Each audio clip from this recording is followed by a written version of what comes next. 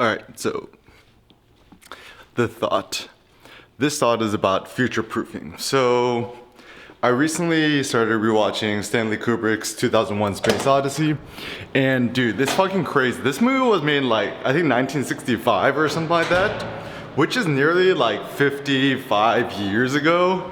That's insane. It's older than I am, right? So, and this, I think this even came before Star Wars, and I think 2001 Space Odyssey is like a quadrillion times more genius than Star Wars and almost any other space movie that's come since then. And what's made it so great and so quote future-proof is that first of all, the musical soundtrack is amazing, the visuals are amazing, and it just has like a deeper philosophical undertone. So I've just been thinking more about like what lasts, what doesn't last, and just kind of the ramifications of those things. And this is my thoughts.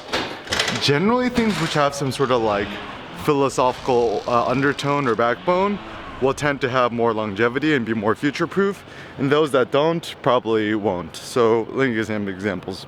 So it's kind of insane. So like I also recently reread all of Calvin Hobbes, and it's as good today, me reading as a 32-year-old, as I did when I read it as a 12-year-old, which is kind of insane. It's like, talk about longevity, that 20 years later, I reread it and I kind of understand a lot more the philosophy, the jokes, and the critiques on aesthetics and stuff like that. And so this is my thought. How do we create things which are future-proof? So let me just kind of share some ideas. So first and foremost, like, you don't gotta identify yourself as nothing, just let the future historians do that. Like Leonardo da Vinci, I'm sure people ask him, like, yo, what do you, first of all, I don't even know they asked the question, like, what do you do? I don't think that was really a concept. But let's say they asked Leonardo da Vinci, what do you do? He would probably just be like, I do a lot of stuff, and then you look at him, he's like, he made war machines, he did mathematics, he did geometry, he did painting, he essentially did a lot of stuff, right? And my thought is, it's only been since like kind of more of like utilitarianism, kind of more a modern society, where you started to have to like classify yourself as X, Y, and Z. It's like, oh, I'm a painter, I'm a goldsmith, I'm a blogger, I'm a vlogger, whatever it may be. Because sooner or later, all these silly terms that we got, it ain't gonna last. So for example, 100, 200, 300 years from now, doubtful that the notion of a blogger or a vlogger or a YouTuber or, Instagrammer or whatever, I feel like these notions won't exist. What will last? I mean, if we just think in the past and work forward, military generals, heroes, philosophers, poets, painters, sculptors, and photography is relatively new art. I think photography is here to stay too. I mean, certainly Cartier-Bresson was definitely one of the goats, and so I think in terms of trying to make things future-proof, these are some thoughts. So first and foremost, I think the notion of future-proofing is interesting insofar much as using the best technology for the given medium. So this is one thing at least I've been thinking about is when I was looking at 2001 Space Odyssey, they did extremely, I think this is maybe the thought. Whenever you're producing something, don't think about like whether today's audience is going to enjoy it, but maybe even like 20 years from now if the audience is going to be able to enjoy it. So I remember as a kid, I mean, technology evolves so rapidly, right? But I was watching video on ebombsworld.com. I think this is even before YouTube, and it was like 280p or something, like the smallest thing, but I still loved it. But essentially at this point, those videos are unwatchable. And for a long time, 720p was the thing, right? And now I watch 720p on my 13-inch MacBook Pro Retina screen or my iPad Pro, and it just kind of looks not so good. And then 1080p is starting to look pretty good too now, but like even that's starting to feel bad. So I think, so I'm recording this at 4K on a Lumix G9, 60 FPS. And it's funny too, because like for a long time, 60 FPS felt like so unnecessary. And now I can't stand looking at anything that's 30 FPS. It's just too slow. So in some regards, it does seem that using the best technologies at our disposal is generally a good idea. But there's some very practical problems that come with it. So first and foremost, these 4K files are huge, and most people, their internet connection is actually not fast enough to upload it quickly. So actually one of my benefits is I'm currently living in like one of these, like, you know, luxury condos where the Wi-Fi is insanely fast. Like I could upload, you know, let's say I shoot on this, I think on this camera, the max for shooting 4K, 60 FPS, it's like 10 minute max.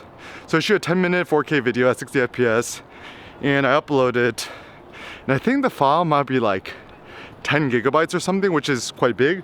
But since the Wi-Fi at my place is so quickly, I could upload it in maybe, I don't know, 5-10 minutes. And then obviously it takes longer for YouTube to process it. But also the downside of that is, you know, I mean, YouTube will probably be around longer than my blog and my website, but still, like, it comes to the issue that the 4K footage is kind of hidden behind YouTube's walls. So then generally what I'll do is I'll take the 4K videos and then I'll re-export it as 720p or 1080p for my own personal blog, which is hosted on VideoPress, which is like WordPress.com's Jetpack plugin paid thing. And at least I have a little more faith where there it's like I could directly link the files.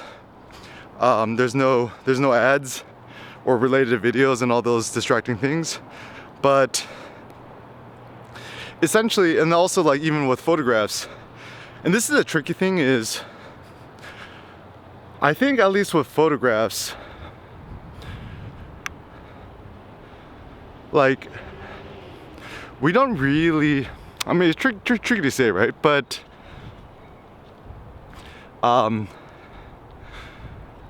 don't think screens will get that much bigger in the future. I think, like, generally speaking, the size of an iPad screen is kind of like the preferred medium, even if you think historically, right? Like to have a stone tablet, it's about that big. You know, obviously we still have like monster LCD screens and stuff like that, but I don't think the resolution in the photos matters that much. So I think actually, truly speaking, to future-proof photos, videos, artwork, creations, and stuff like that, first of all, let's stop calling it content, because that's just disrespectful. And I don't think people in the future are gonna call it content. That's just a term that like advertisers like to use, because you gotta put the ads in between the content, right? Or, you know, the purpose of content isn't for content, it's for ads, right? And so I think the most important thing is just focus on things that you care about. Focus on things which you think are meaningful and beautiful.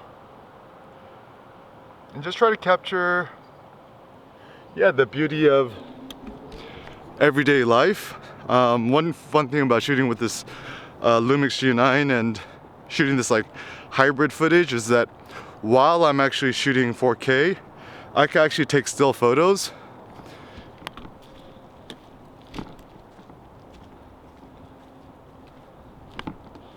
At the same time, so it's kind of, I could essentially double dip.